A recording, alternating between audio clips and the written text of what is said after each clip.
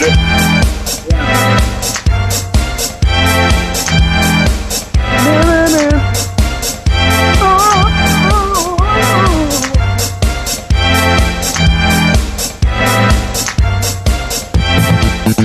Yeah.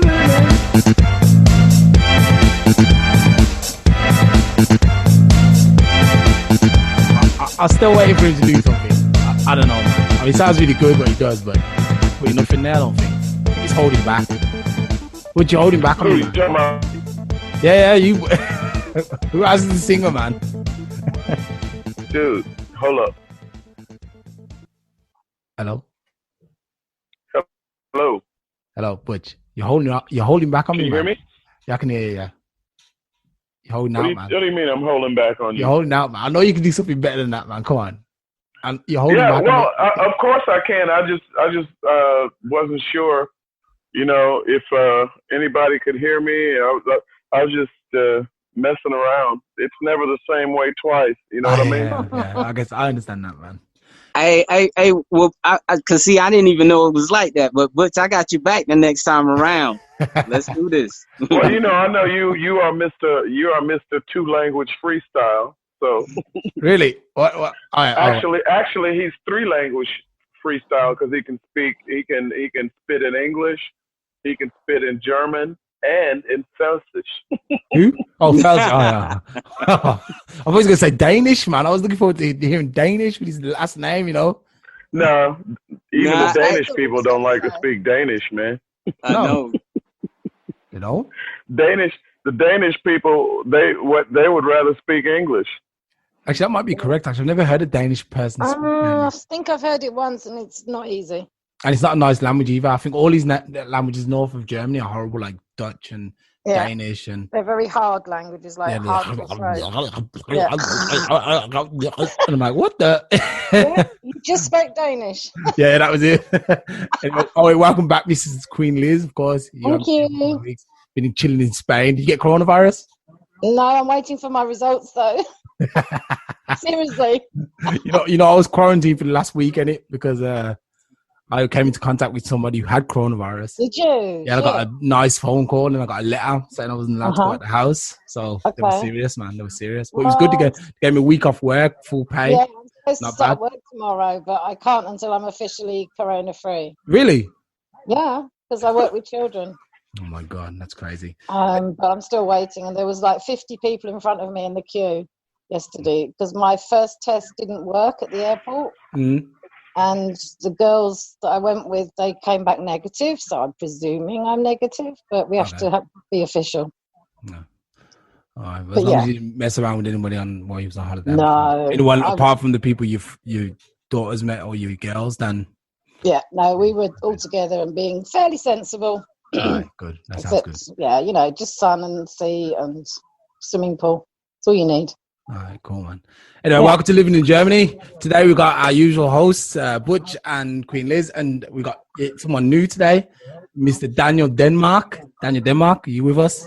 Yes, I'm still here. So basically, because you're new, today's focus is you, because you're the new guy, and you got to tell us how you got to Germany. How did you end up in a crazy place like this? I'm assuming you're not born here, at least. No. Right, well, anyway, so my name's Daniel Denmark. I was born and raised in Jacksonville, Florida. Okay. Wait. Stop right there. How can you change Florida for Germany, man? Florida's like paradise. Yeah. No, not where I'm from, though. No. Wait there. So, have you got TV on in the background or something? No. Is it Butch? Do you have a TV on in the background? Oh, no, man. Why? What are you listening to? I can hear someone's TV in the background. I haven't got anything on. Really? I can hear something. Yeah, I hear it too, but I don't have anything on in the background. It's Butch, man, the usual. I have my headphones on, so all I hear is you guys. No, Butch is probably on the toilet. Oh, yeah. Yeah. Hey, that was a one-time thing. and you guys can all go to hell for remembering that. Classic. That's gonna follow you forever. Butch the toilet guy. If you hear a toilet flushing, it's Butch. Yeah. Anyway, sorry, Daniel. Hey man, we that's why we don't do video anymore. No, only on this podcast. We still do it on the main podcast, just not this one. That's it. We can start doing video on this too if you want. Man, that was hilarious, wasn't it? It was a good time, man. It was a good time. Yeah. Anyway, sorry, man, Daniel, to cut you off, man. So Jacksonville was not a nice place because. Yeah. Well, I mean, you know what I'm saying. Twice since I've been on the planet, it's been Jacksonville has been called the murder capital of the United States. Really? So Wow. Yeah, and you know, of course, you know, anytime that you say Florida, you think of the beaches, you think of Disney World, you think of Miami and this, that, and the other. But you know what I'm saying, Jacksonville, you know, just like Texas, as Butch, you know, saying can confer to as well. Mm-hmm. It's a deep part of the South, and so all of those stereotypes and stigmas that are associated with the Southern United States are very prominent in Jacksonville. Oh, okay. And so, you know what I'm saying, with me, you know, because of our family situation, whatever, college really wasn't an option. So I wind up joining the military while I was still in high school. Okay, yeah. And wind up, after being 11 months in the Gulf War in Saudi Arabia, I came up with orders to be stationed in Kitzingen, Germany. And I got here on leap year, February 29th, 1992. Okay. Okay, weird. Yeah. On the leap year, definitely, yeah. But listen, a question: did you feel safe in Jacksonville when you were walking around, or is it really bad? Within my neighborhood, yes. And you know, saying once I got to the team, you know, parts where we was going to parties and stuff like that, we always went into groups, and we never went to places where we were not welcome. I mean, there were certain parts. Let's say the East Siders didn't like the West Siders. Okay, the West so neighborhoods, basically. Yeah, exactly. And you know, my like team. San Bernardino, man. Say again? Oh, sorry. I said that sounds like San Bernardino. Yeah. In California, you know. Yeah. It's like there was a, you know, it was funny because California was in California. You know, people think there's not a lot of racism in California. Oh man! but not only is there a lot of racism in California, but there's a lot of hoodism. It's like if you come from the wrong neighborhood, man. Yeah. You know, I was from Delman Heights. We didn't like people from the West Side. They didn't like people. We didn't like people from Candy Hill. We didn't like people from. You know, it was just the way it was, man. You had different black areas that didn't get along. You know, that's kind of strange in itself. It is for us being from England, isn't that really like okay? Yeah, and the thing about it was you know what I'm saying, the crack epidemic hit our neighborhood, or let's say our city, in '85, and prior to that. You didn't have that much of you know, saying neighborhoods, you know, quarreling against each other. I remember there were times in the 70s. Yes, you did, bro. Yeah, true indeed. But I'm talking from as far as, you know, a Florida standpoint. You know, and we would still get together for like huge block parties where everybody from the city would get together. But then after you know, crack made its way into the urban communities and to the cities, then that's where we also got, you know, saying this hoodism or this you know, engraved thug culture, and it really it changed from one summer to the next. I mean, that's just how drastic it was. Yeah, and because of the drug thing. Yeah, exactly, and it was perpetuated with you could shoot and kill someone and place a $10 worth of crack on their person, and it wouldn't even be investigated. Really? No. Jesus. No. That's just unbelievable. You know, you heard that joke from Chris Rock in it. No, was it Chris Rock said it? He said you just have to shoot somebody and put demo tape in their pocket. Yeah. No, that's what Dave Chappelle used to make a joke about that. Oh, just sprinkle some crack on him. Oh, he's that too. That's crazy, man. That is really to hear that. Like at first hand, you think, what the proper madness, man. But that was crazy, wasn't it? That whole crack epidemic, man. Yeah, of course. You know that was we talking about you today, man. Yeah. We'll leave that rabbit hole for a different podcast. Yeah, no shit. Yeah, and so I did what was called a split option program with the Army, and so from my 11th and 12th years in high school, I went to basic training, and then I went to my course or whatever to my my academic or whatever course I would be taking, and then in '92 I came to Germany and been here ever since. Actually got out in 1994 in Kitzingen, Germany. I did what was called a European out. Okay. Wait there. I was gonna say that I've never heard that before. So like, let me just think about what it could be. So you're in Germany and you're like, I like it here, and you're like, okay, you can stay. You're okay, good. Is that what it is? Yeah. He probably fell in love with some whack shit like that. Yeah, I was gonna say you mean what happened? You fell in love with the German girl, the classic. No. Hold on.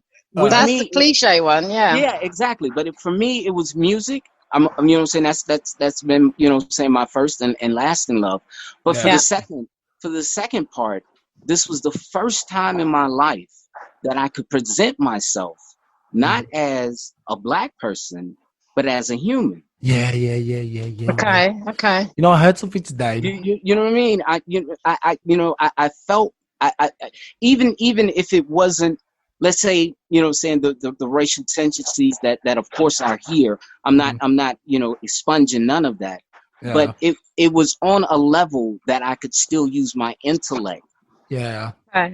Saying to come over on top. Whereas in the United States, the race line is so etched in not only our foundation, but in just about every aspect of our culture. Yeah. Either you are Caucasian or you are of African descent, whatever, colorful adjectives that come along with that. And that's it. And it doesn't matter how you present yourself, what you bring to the table.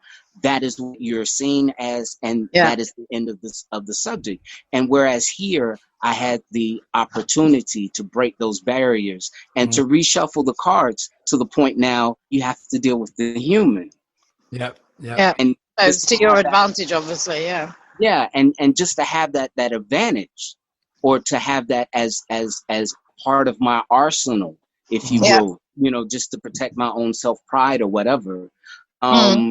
Was it was liberating. Yeah, that's cool. The Germans and which civilized, city man. did you start in? Say again. What city were you? I was probably in the worst place in Germany. As a foreigner, I was in Bayern. I was in. Oh my God! Just hitting that. We all had a couple of weeks ago, we all said, "What was our favorite cities?" Where was that? It was all Bayern. Yeah, I was in Kitzingen. Which is a part of Unterfranken, but it's still, part of Bayern. Yeah. And don't get me wrong. There's been times there where I've been stopped 5 times a night. Jesus Christ. just because, saying I was a person of color. Don't get me wrong. There was one incident when I was living in this very small village called Euerfeld. And I was like the 551st resident of this small little farming village, and very so I went to go pay my rent, saying to the landlord, and there was a couple of farmers off to the corner or whatever, and one of them yelled out, "Hey Bernd, wo hast du denn Asia her?" Oh, man. No. Yeah, of course.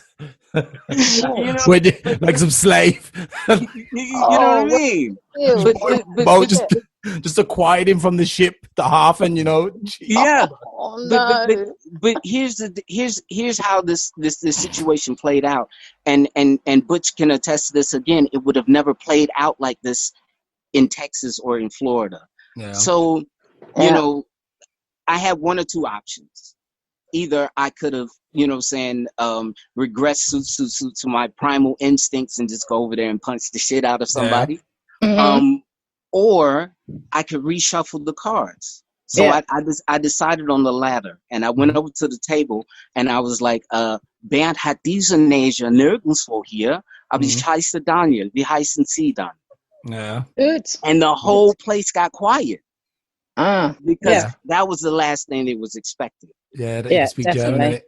You know what I mean? And then after a few beers and this, that, and the other, we found that there was more common ground than there was anything else that was separating us. And I felt leaving that place, and it never happened, the short time that I lived there, but I had the feeling that that would never happen again. Yeah. Not in that context. You know what I mean? Because there was an opportunity there to get past your stigmas, your fears, your what has been instilled or engraved with you, and now you started something, waiting for and a response that would have been typical, but you got something different, and so then therefore you have to deal with it differently. Yeah. Well, what's funny is me and my girl, we were walking through this past week. We stayed, we went and visited her parents, okay? And they lived 2 kilometers from the little village where I lived when I first came to Germany, right? And I was the first, not only was I the first non-German there, but I was the first American and the first African American there. And it was people that would stare at me, and I would even say hello to them, and they would look away rather than respond.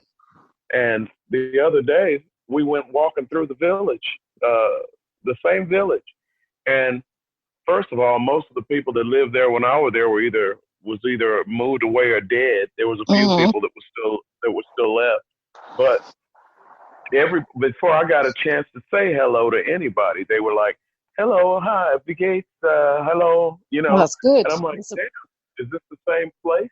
Yeah, obviously changed. Yeah, the attitudes. But when I look back now, we're talking about 1993. Yeah, so it's a few years ago. Yeah, so attitudes have changed. Well, actually, it's I think the whole. I mean, there were some old people there. I recognized a couple of people, that would never have said hello to me back then, and I know they didn't recognize me because I'm a lot older now, and I'm 50 kilos smaller than I was back then. Okay. So I know they had no idea who I was, but they, they greeted me, said hello. It was interesting. As a matter of fact, at the time there was a little boy that was scared to walk past me because you remember that. Well, you probably don't, but there was a German nursery rhyme or something. Wer hat Angst vor der schwarze Mann? Yeah. Which was something that came up the other day for me. Remember as well, I had to tell this guy. And there were kids that were afraid to walk past my house. It's just crazy. And in fact, I remember one time this lady was her kid was misbehaving. She said, "Da steht der schwarze Mann. Und wenn du nicht brav bist, holt dich." That's terrible. Use an example. Crazy. Hey, Danny, did you, Daniel, did you experience anything like that too? Of course. Through especially being in Bayern, people cross into the other side of the street, as I walk past and stuff like that. Yes, I have, but I didn't let that bother me, as long as it's not directly toward me, The only thing that I can do against that is my actions. Yeah, not kill them. You know, and so I mean that's one side of it, but then there's other sides as far as my story is concerned, where for example, I was contracting for over 13 years with the military as a civilian contractor, and one of my contracts ended, and there was a period of 9 months where I was unemployed. I'm here by myself, no family, of course. And I went back to Kitzingen and met up with, one of the, the friends that I had, met when I was in the military, explaining my situation. And he says, you know what? At the moment, I'm living with my girlfriend anyway. You can stay at, in my old place, in my grandmother's basement. Yeah. And I literally stayed there for 9 months, until I got another contract or whatever. This lady has yet accepted any payment, even to then. She's still living, and I've tried several times to at least give her something, and she refused to take it. And at the end of the 9 months, she even, went through the village and collected pots, pans, knives, forks for me, and to get me back on the feet. And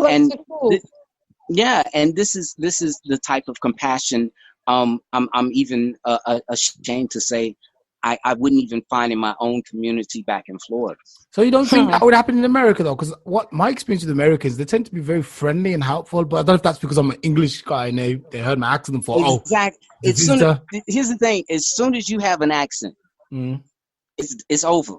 You become an instant novelty. Okay. Yeah, you're more exotic. You're a novelty. Exactly. And Man, I tell you what. Unfortunately. No, go ahead, man. Yeah, and unfortunately, that particular cliche is true. United States in the total, as far as their person-to-person interaction, they're very, very superficial, and they'll put on this air as if they're concerned or as if they're engaged when they're absolutely not, because it's just going through the pattern. Oh, hey, how you doing today? Oh, I'm fine. How's the kids? Oh, they're great. Okay, then I'll see you later. But, what I'm saying, for someone who's not used to that, it comes over, as sincere as, the person trumps it up to be.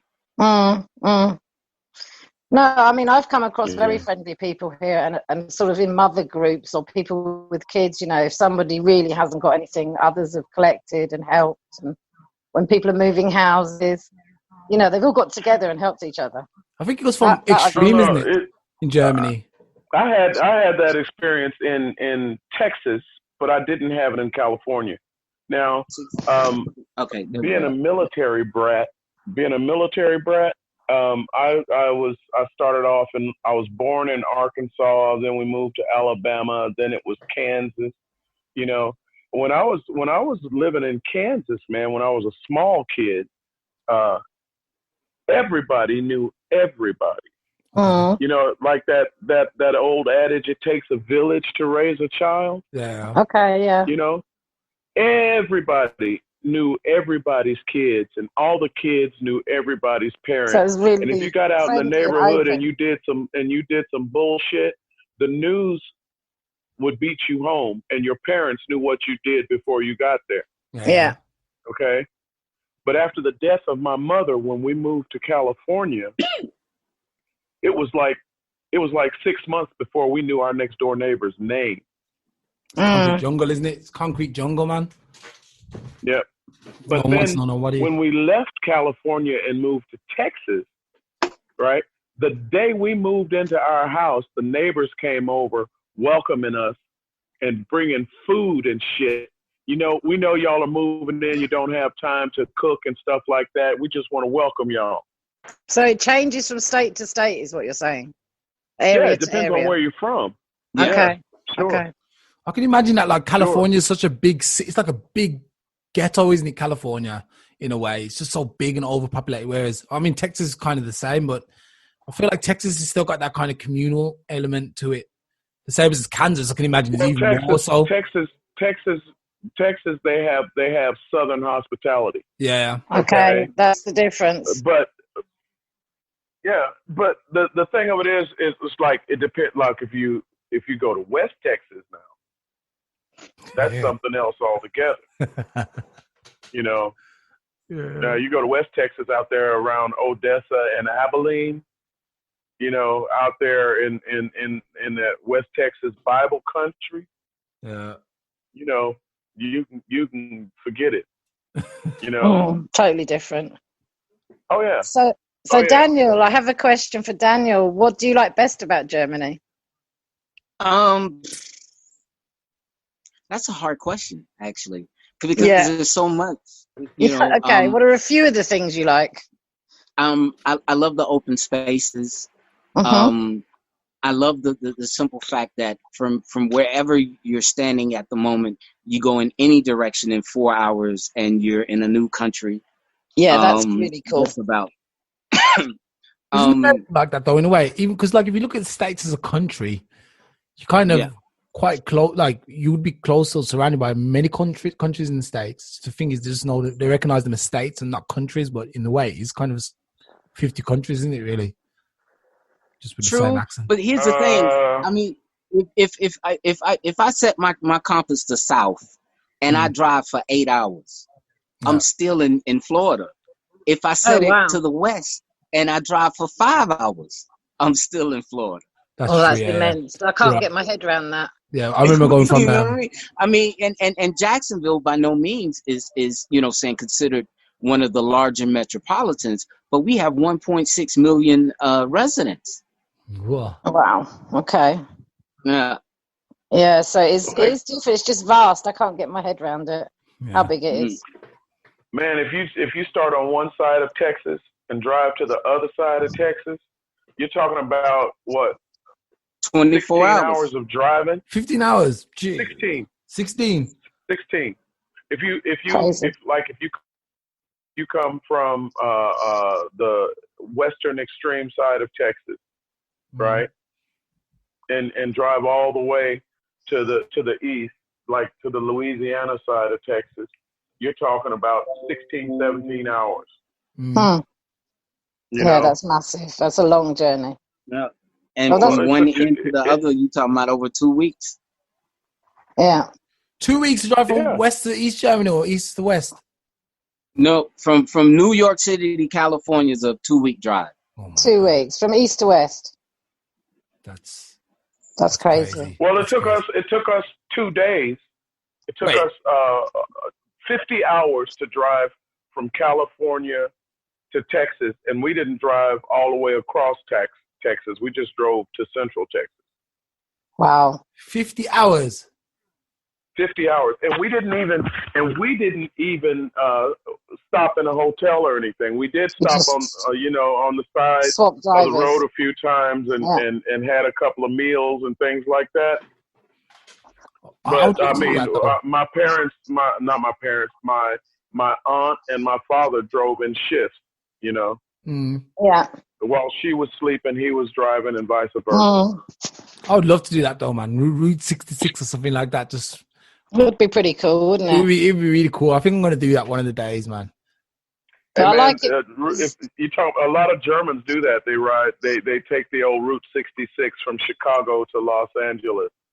And that's like, what is it, 13, 14 days? And that's just going from the Midwest to the West Coast. Yeah.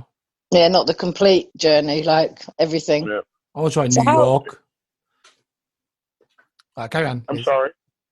No, I was going to ask Daniel how he found learning German when he first got here. For me, it was as strange as it may sound, but for me, it was almost a necessity.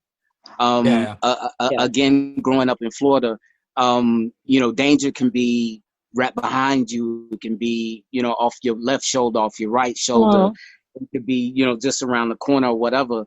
And me not being, saying a stature, say that was combat ready or whatever. I was really aware of my surroundings. So when I got here to Germany, I would go out to the clubs and stuff. Within a couple of hours, I would have a massive headache because I was getting all this input but I couldn't cipher it. I you know, I didn't know if this sound was friendly or if it was, you know, if it was threatening or, you know, what are these people talking about? Yeah, and so I was getting all this input and I didn't know how to decipher it. And so for me, that was the necessity. It was for me to feel comfortable in my surroundings. Yeah, feel sort of a little bit freer and not just stand there like a stupid person. Yeah. It's really frustrating when you just haven't got a clue and then somebody translates it and it's like 2 minutes too late. You've missed the joke. Yeah. Hey, you guys, I want you to hear something right quick. Okay. Nah. Oh, no. That's his signature, man. Dude. I swear, hey, Daniel, this guy, without fail, every week he's in the toilet. Bro, look here. I've been knowing him longer than a month of Sundays. You ain't telling me nothing. I think he's afraid. Well, you know, we're both Leos, and he calls me Mufasa, and I call him Simba. Right. Okay. Cool. Pretty cool. That's sweet. Yeah. Yeah. So did you go to German school or did you push yourself through the language? How did you get on with it all? I learned everything on my own. I've never been, sent to a course or anything. Exactly. And the thing is, true story, when I got here, we did the little 2-week, orientation course. Yeah, orientation or whatever. And so they would teach us, basic words, basic sentences. And to pass the course, you had to go out and ask someone a question and then come back with the right answer. Okay. So my question was, entschuldigen Sie mir bitte, kannst du mir sagen, wie viel Uhr es ist? And I went to this random dude and said this, and he started laughing. And then in better English than I could speak, he was like, no one here in Kitzingen talks like that. Yeah, it's true. And you would be definitely seen as a foreigner if you was to speak like that, because either they would think that you're trying to be better than them, or saying or something else. And then I was like, okay, so then how did you ask for the time here in Kitzingen? And he was like, wie viel Hammer? Okay, then I was like, wie viel Hammer? And then he was like, 3:10. I was like, what? God, yeah. What? Wie viel Hammer? Because wie viel haben wir? What? Yeah, wie viel haben wir? Aber like, wie viel haben wir? Yeah. Yeah, wie viel Hammer? And saying 3:10, 9:45. Who knew that at that time? Because nobody. And even when you go to the courses or whatever, they teach you 9 Uhr, 9:15, 9:30, 9:45. Yeah. Or if they want to get, or they'll be like Viertel nach oder halb oder Viertel vor, oder Dreiviertel nach oder Dreiviertel vor. Most Germans don't even know that. But I made it up in my mind as I was walking back, and I said, okay, bump school German. I need to learn the dialect here. The street German, Exactly. And so, me, of course, I did. Exactly the opposite, dude. Okay. I didn't know that there was Hochdeutsch and dialect. And now I came from a little village where there was 300 people, actually 287 people. Okay. And I didn't know that there was dialect and Hochdeutsch. And I was learning that shit. And then I was doing a show in Hamburg. And I started speaking German, and people were looking at me like I was stupid. And then this guy came up to me and said in English, he said, "Du sollst Englisch sprechen, weil du sprichst irgendwelche komische Dialekt und das verstehen wir nicht." Oh God, crazy. So what happened when you went back with your question and answer? Well, no, I got it right, but that was the thing. And instead of me learning school German, I decided, to learn the dialect. Yeah. And to actually, that decision became beneficial to me later on down the line, because in 2006, when you had to, renew your residence pass or whatever, they made even long-term residents at that time take the Burger test. Okay, yeah. And so I just, I walked into the Ausländeраmt, servus, ja, na. And then after a minute of talking to me, the lady was like, ich glaube, bei Ihnen muss man einen K-Test machen, gell? Und dann habe ich gesagt, nee, braucht man nicht. Got my stamp and walked out with my residence card. Yeah. No, I had to. Well, mine was different because I'm from England. I had to do that whole thing because of Brexit. Yeah, we had to do. Well, yeah. The thing is, he would have done it back in the day. Me. No. What's that? What I was wanting to say, Liz, is it affected me too? Because I was on the opposite side of that. Because actually, my son and we had moved to Watford in 2015. Right. And I was there as the whole, June 23rd, vote came, Farage's interview, that idiot the next day. So I know your pain. Yeah, but the nice thing that came out of it was I met Wayne and his wonderful wife and kids, because we met on the B1 test. B1 test. And he was late. I'm always late, man. He came into the room and I looked at him and thought, he's English. Yeah. Just like, I don't know what. I'm always late. I'm sorry to say that, Wayne, but it was just perfect. Yeah. And then, obvious. So now I have my German pass as well as my British pass. But yeah. Okay. Awesome. Yeah, it's pretty. I wouldn't have done it if I'd had to give up my British pass. No. And that's the reason why I still have my American. Yeah, that's cool. That's good. Yeah, can't you have dual as an American? No. Here's the thing. If I was allowed to remain in England, then I could have had a British and a U.S. with no problem. Yeah. But here in Germany, they ask you to make a choice. Well, actually, if you can prove that it would cost you unnecessary hardship to give up your American passport, they'll let you keep it. But what is classed as unnecessary hardship? Say for instance, without your American passport, you can't move freely. Say you travel internationally, you work internationally, then it would cause you unnecessary. It would cause you unnecessary hardship to give up your American pass for that reason. Yeah, I get it. Or say, for instance, you've got family in the States that and because of Donald Trump now, anybody with an American passport who gives up their American passport would have difficulty traveling back and forth. That's true. To the States. So yeah, that's true. No, I'm kind of happy because such a fucking idiot. Yeah, I mean, I'm happy because I know that I probably will never move back to England, but if I go to Asia or something or somewhere else, I can always get back into Germany. So that's where my kids are. Yeah. And yeah, it's definitely a positive thing. So and the test was easy. The test was pretty easy. Actually, I got mine coming up on the 9th. You're living in Germany, one. Have you been practicing? Have you actually been practicing? Not yet. I just did it 48 hours beforehand. Yeah. Then I might just do I might do 24 hours beforehand, then just to try and get you on one up. Forget the political ones because I could never remember them. Actually, I think I did a mock test, and I think I got like 28 anyway out of 30. So it's not like I'm going to struggle anyway, as long as you have to have 19 out of 33 or something weird. Yeah. It's not hard, but I'm going to still go through some of them because I think I want to try and hit the 30. Yeah, go on then. See if you can get higher points than me. How was you got one wrong in it? No, I got 5 wrong. You got 5? Oh, that'll be easy, man. No problem, man. Yeah. Lay down the gauntlet now. I'm in trouble. Yeah, you have, because if you get a couple of political questions, you're going to be, well, I don't know. Maybe you're into politics, German politics. A little bit. Yeah, I don't know, man. It's the names and the things like the inner minister and the outer minister from Rhineland-Pfalz. Yeah, that's the sort of stupid stuff I could not keep in my head. So, yeah, the other stuff was easy. Okay. You'll be fine. I hope so. Anyway, I'll tell Danny, you what, man. Yeah, Butch, what's up?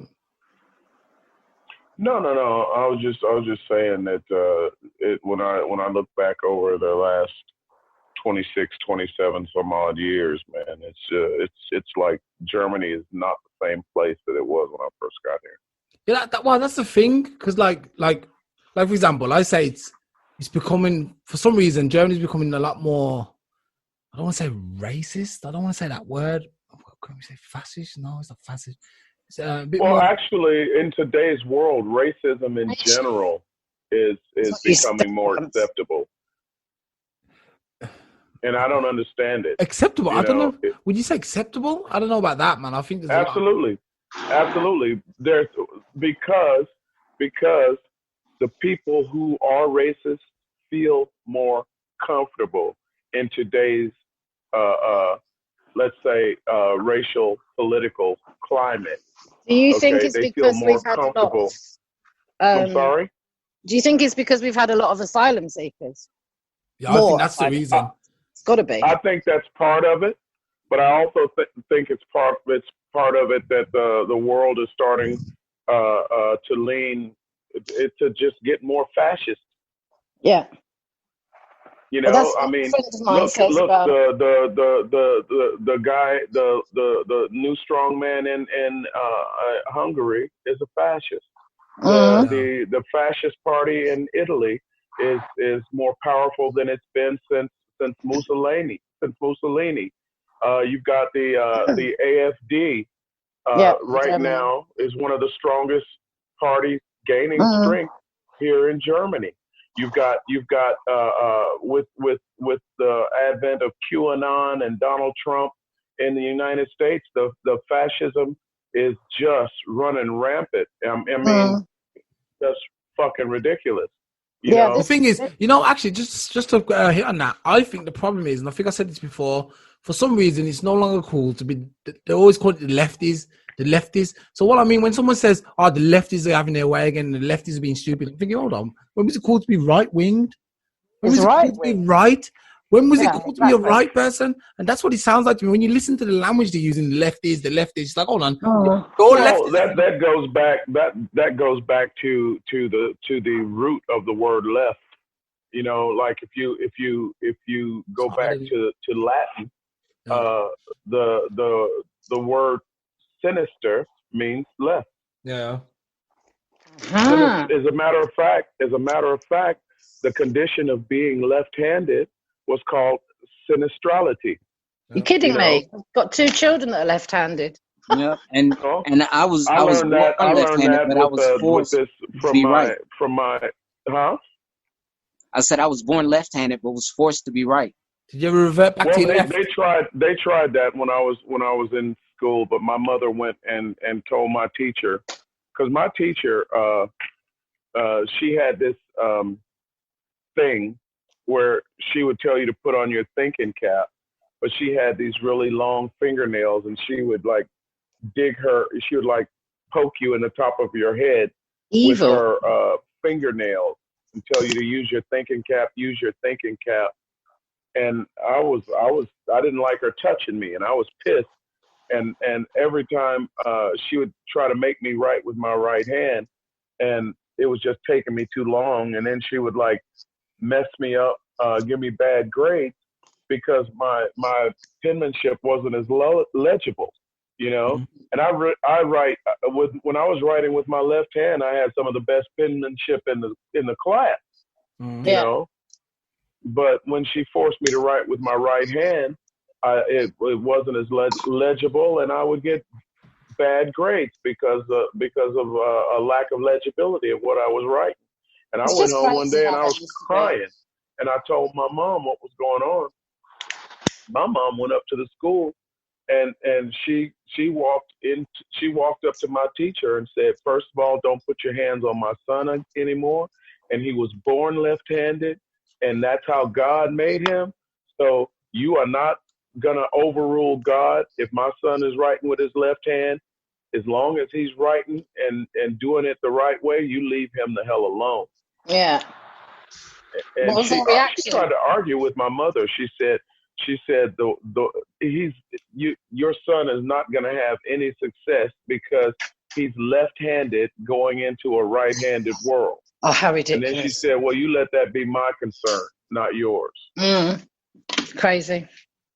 You know, totally ridiculous. And after that, I didn't get any more shit from that teacher about me being left-handed. Just straight A's after that. Huh? Was it straight A's after that? Straight A's. Well, no, I didn't get straight A's. The lady hated me. Oh, so you got just give him just because I sicked my mom on her, but I got good grades. I just didn't get straight A's. I was never a straight A student, but she didn't fuck with me anymore. Oh, that's good.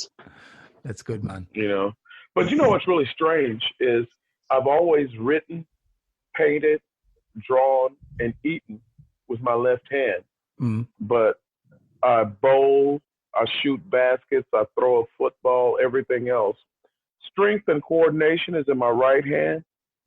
Dexterity, precise shit is in my left hand.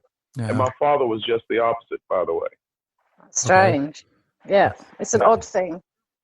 I'm actually kind of I'm a bit of a crazy guy about that stuff, left and right-handed, because I can write with both hands.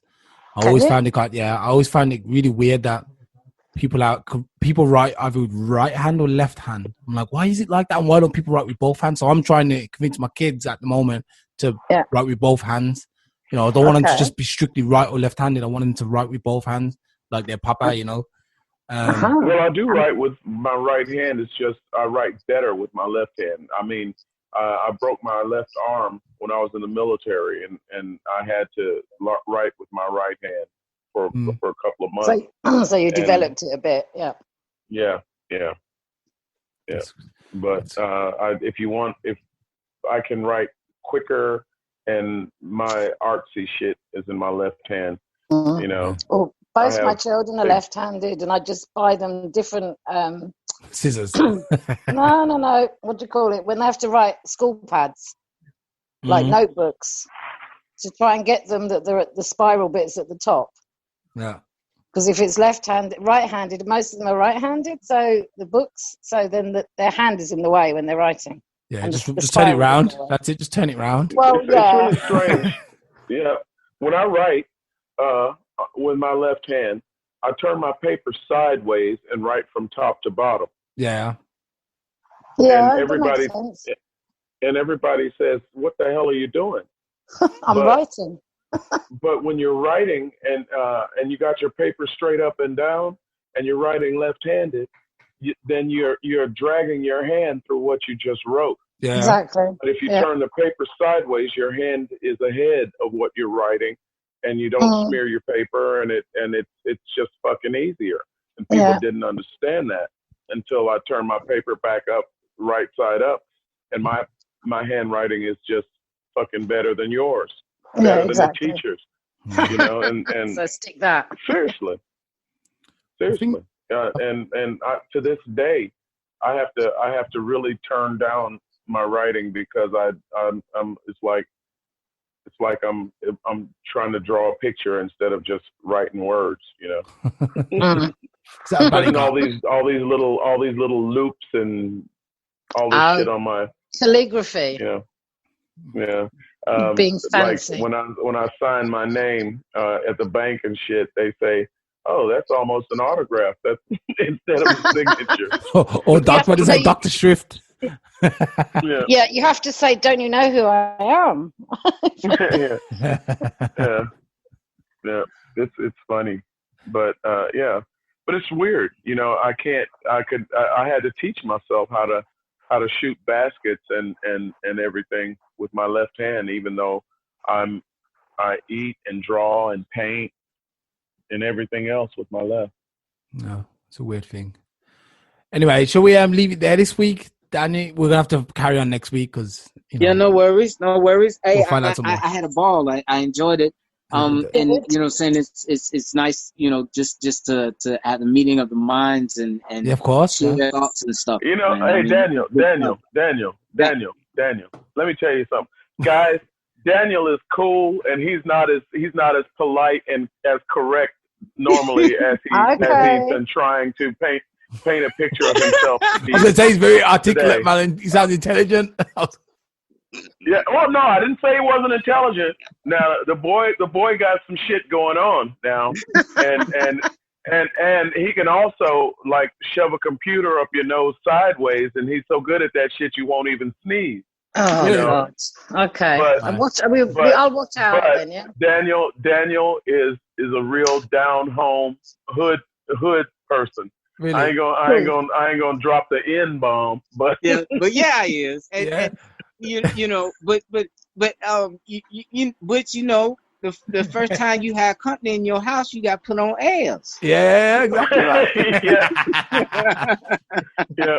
yeah. Actually, I just want to. You know what I'm saying? Now the next time y'all come to my house, God damn it, take your ass to the refrigerator and get the fuck whatever you want. Because I ain't doing this mess for you. It's like the first time I'll show you where it is. The second time you get it yourself. There you go. That's good. Same in my house. Yep. That's great. Because I ain't gonna be getting up all night serving y'all. I live here. I don't work here.